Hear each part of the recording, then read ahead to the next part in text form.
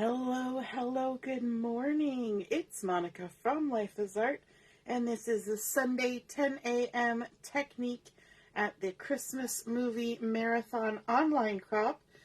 We are going to be doing a technique today that I am calling Patterns Plus, and we are going to be using some pattern paper from the Home for Christmas collection. This gorgeous collection that is the featured collection for the month of October from Close to My Heart. And of course, it's a beautiful Christmassy one, and it was the inspiration for the crop theme. And so we're going to use some of this paper. We're also going to be using a little stamp set from way back in the back of the catalog here, and I should have marked it. I keep forgetting to mark things in my catalog. So let me just have a little peek here and find it. And we're going to actually be using two stamp sets. So we're going to be using, I'll show you when we get there. You're going to get to see the whole catalog as I flip through here. Okay, we're going to be using this little stamp set right here that's called Glory to God, and we're also going to be using the holiday banner. Now, this holiday banner one actually coordinates really well with these two items up here, which are the Christmas Florals embossing folder and the Christmas Floral stencils. And so those are lovely, but I'm not going to be using those, just the stamp set, and then mixed in with that Home for Christmas pattern paper. Okay, so let's get our piece of pattern paper that we're going to be using for this technique. And this is a piece of that gorgeous distressed pine paper. It's got a texture in the background. It's got some sort of floral geometric shapes. It's got some distressing on top. It's a really fun, almost like a brocadey textile type pattern, which is gorgeous, and we are going to make it a little bit more gorgeous, in my opinion. So we're going to plus our pattern. So this technique is called Patterns Plus. If you're joining me live, just say hello or howdy so I know you're here. And if you're watching later on replay, you can say replay. I see Joanna's watching. Good morning, Joanne. Hello, Robin. You're finally catching us live. Oh, you're going for Thanksgiving. We'll have a lovely day at your mother-in-law's. Good morning, Leslie. And so we are going to be amping up this pattern paper. I'm going to bring in a scrap piece of paper for me to put behind here. And like I said, we're going to be using the holiday banner stamp set, but we're only using two stamps out of this. We're going to be using this large poinsettia, and we're also going to be using these three little berries right there. Okay, now for this sort of project, having different scales of things helps. So those berries are tiny, the flower is large, and the pattern on this is sort of a mid-size neutrally background. Okay, and so that mix is a nice combination. Good morning, Heather. Hello. So because we're going to be adding pattern, I've got my two stamps already on my blocks, but we're not going to be adding colored ink to this because this is already a dark pattern to begin with. We're going to be adding some heat embossing. So my first step is to take my anti-static pouch and just dust over my piece of paper so that we remove any bits of staticky from it, so that our embossing powder will hopefully stick to just the areas we want it to stick to. And we're going to be using silver and gold embossing powder for this project. White would probably look nice too, but I was trying to make it look really rich because this kind of looks like a brocadey pattern. A lot of brocade fabric has sort of that metallic thread running through it and things like that. So that's kind of where I got the inspiration. We're also going to be using our Versamark ink, and because we're using two different colors of embossing powder, I'm going to do this in stages. And also, I have difficulty sometimes seeing where my Versamark ink lands on my page. So I may stamp a couple things and then put embossing powder on, and then stamp a couple things and then put embossing powder on, okay? So don't be surprised if you see me doing this in stages. That's just how I roll. So we're going to ink up our large poinsettia with the Versamark ink, and we're just going to come on here. We want to make sure we stamp off the edge so that we get a nice pattern happening. And there we go. Now I'm going to stop there. I'm going to bring in a second piece of paper because I've stamped off the edge. I know that I have Versamark on that page below, and if I go ahead and use that to catch my embossing powder, it's going to stick in all those places and it'll make it harder to stamp. So I've got a second piece for catching the embossing powder and just a little tap. And you can see there's embossing powder on there, and it's dull and just sort of granular.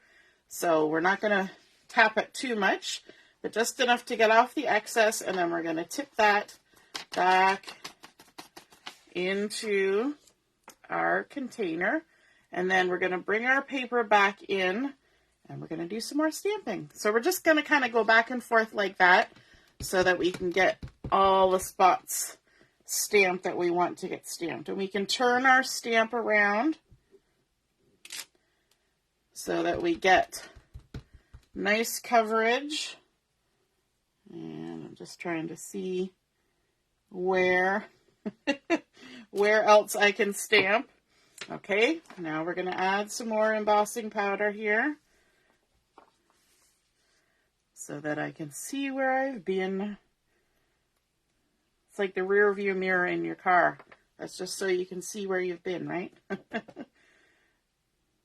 And I don't want to stick my finger in the embossing powder that's already there because that'll smudge it. So you just take your time, adding little bits. Who's a fan of heat embossing? If you're watching, are you a fan of heat embossing? Have you added embossing to pattern paper? Can be a really interesting technique. Add a little bit more there, and then just a little bit in that corner as well. And there we go. Okay, so I need this. I need to lift this up and sprinkle, sprinkle. People who like decorating cupcakes probably like heat embossing because there's a lot of sprinkle action happening. Okay, there we go. Now we can tip this in. Oh, and I sprinkled on top of the one. See there, you can tell where the embossing powder has hit it. So I sprinkled on the wrong one. That's okay. All right, now we're going to bring in the heat tool. Get it warming. I'm going to turn it off for a second just so I can pick this up without sticking my finger in it. Okay, so we're going to warm up our heat tool just a smidge. Good morning, Ina. Hey, Joanne, you did some yesterday. Awesome. Ina likes it. Mary likes it. Everybody likes heat embossing. So we're going to take this dull and dry embossing powder. We're going to apply our heat gun to it, and I like to hold my paper up off my work surface so that I can let that hot air swirl all around the paper. And you're going to see it change from dull and dry to shiny and bright. And that's how you know it's embossed. You want to try and point your heat gun away from the hand that's holding the paper so that you don't get your fingers too warm. And I see people all the time using a heat tool and they're shaking their heat tool around like this. You don't need to do that. Just hold it in one place, and as it changes, just move it along. The heat tool has wires in it, just like a light bulb.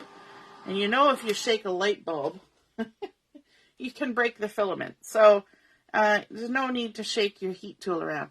So now you can see that we have some gorgeous gold embossing on top of that beautiful brocadey texture. So now we want to add just a little bit more, and here's a spot where we can do some shaking. Because I have warmed up my paper, if I went and immediately stamped and threw embossing powder on here, despite using that anti-static pouch, just because the paper was warmed up, some of the embossing powder would stick in weird places because it's going to just stick because it gets warm. And I get sticky when I'm warm. So why not the embossing powder? So if you let your paper cool off for a minute, that helps. Now we're going to come in with the 3 little berries, and we're just going to do some stamping, and I should have my scrap paper on here. Come in with the 3 little berries, and these can kind of tuck in to places where there is some extra spot with no pattern. Okay, like so. And then we can bring in our silver embossing powder. And yes, I'm going to use the wrong sheet again. And put that on there.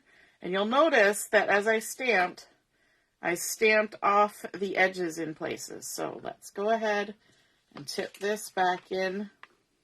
There are fancy little containers that you can get for doing heat embossing, little trays for collecting up your embossing powder. I find scrap paper works just fine because I always have scrap paper. And I don't have to store it per se. So that works for me. All right, let's grab our heat tool again and whoops, give a go at our little berries.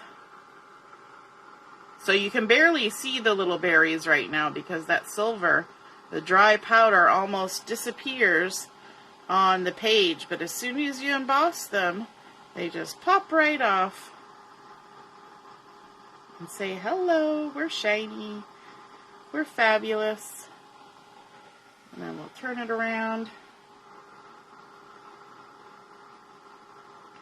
Continue embossing.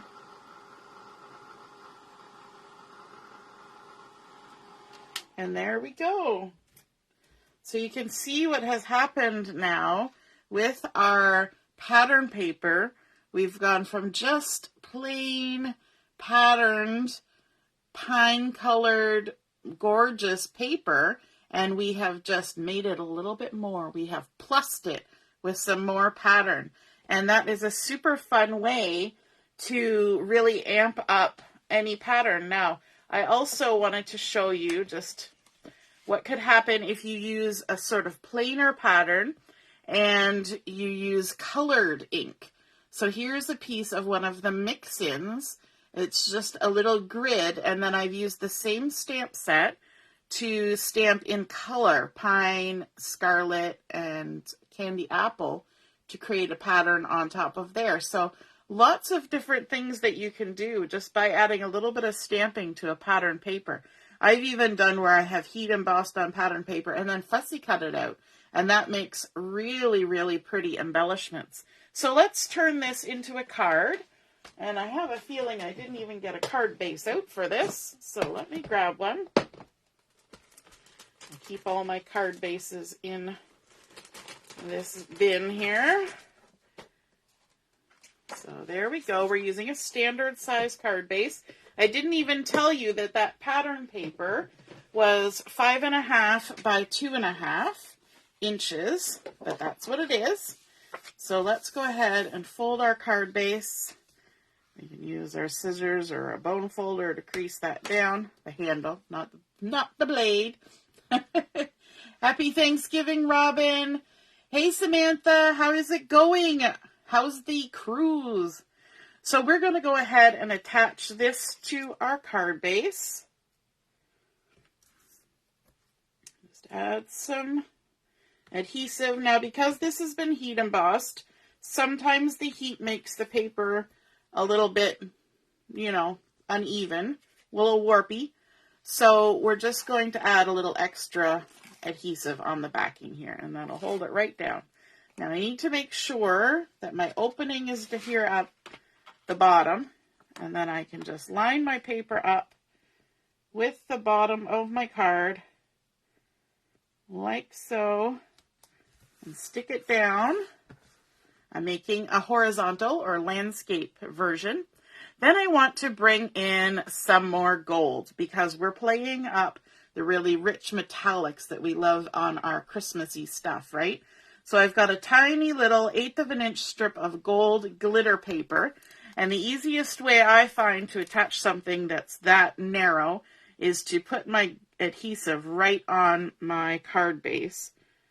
And so I'm just going to put a little bead of liquid glue, if it would come out, all the way across, right above where that pattern paper is that we amped up. And stick that on there, just the thinnest little strip. So pretty. Just make sure that that sticks down. Matches my nails. And then I want to add a sentiment. So I've got a little square of white daisy here that is 1 7/8 by 1 3/4. I know that's a weird size, but we're using that small stamp, Glory to God in the Highest, and we're going to use our pine ink for this so that it's all matchy-matchy with that pattern paper on the bottom. We're going to ink that up. Just make sure we got lots of ink on there. And then let me move it a little closer to myself. Stamp it in the center of that. This is a really nice little stamp. There's a couple little stamps with nice little sentiments in the the catalog that are a really good price point. And so this is one of them. Actually, no, I want this pine ink again for a second. The next thing I want to do is I want to ink the edges. And quite often we use a blending brush or a sponge or something. But for this, I'm just going to go like this. I'm going to rub it on my stamp pad, keeping it at like a pretty close to a 90-degree angle, but I do want a little bit of the ink to get on the very edge and also slightly on the front, just so that it creates like a little tiny line, the finest little line. We're going for the little details on this one. And then I've got a piece of silver glitter paper that I have cut to, let me see, 2 inches by 2 1/4. Let me just make sure. No, the other way. 2 1/4 by 2 inches. And so it's just a little bit bigger. Now, as you know, we're going to glue that on there. We need to use liquid glue because the texture of the glitter requires liquid glue because it's got to get down in the crevices and hold your item on that you're trying to glue. If you don't use liquid glue, then the adhesive just sits on the very points of the glitter and it will just peel right off as soon as you walk away. There it goes. So there we go. We're going to center that on our glitter paper. Nice. Make sure we've got good contact with all the gluey bits. And then we're going to add some foam tape to this. This is the other good way to stick something down, is to push on it from the back side. I'm going to add some foam tape to the back of this.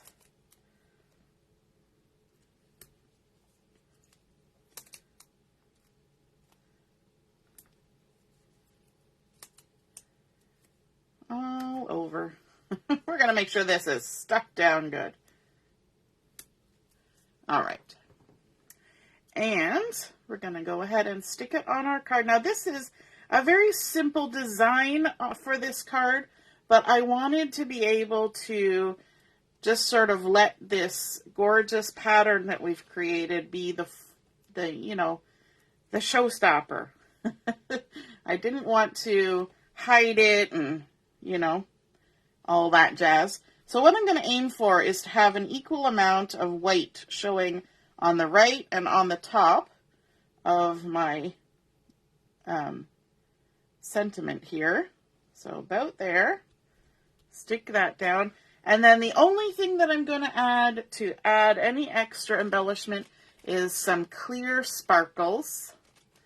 And I was working on this last night, so I was getting advice from Ina and Carissa as I was creating. And so we agreed that 3 little embellishments just over here in a row would be just what was needed. So we're going to take 3 clear sparkles and just line them up. Hopefully line them up. They may wander a bit. And that is it. So there is our beautiful card created patterns plus by adding that wonderful, gorgeous, luxurious heat embossing in silver and gold onto that pine base pattern paper.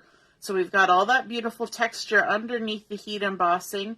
Then we've added our gold and silver glitter along with our beautiful sentiment and just the tiniest little clear sparkles for even extra glitter and shine. So I hope you guys enjoyed seeing that technique of creating a pattern plus taking pattern paper and amping it up. And if you try something like this, be sure to take a photo and pop it in the comments where I post the photos so that we can all see what you've created, because I would love that. All right, have a wonderful rest of the morning, and we will be on at 11:30 for Chat and Craft. Hope to see you then. All right, toodaloo, bye.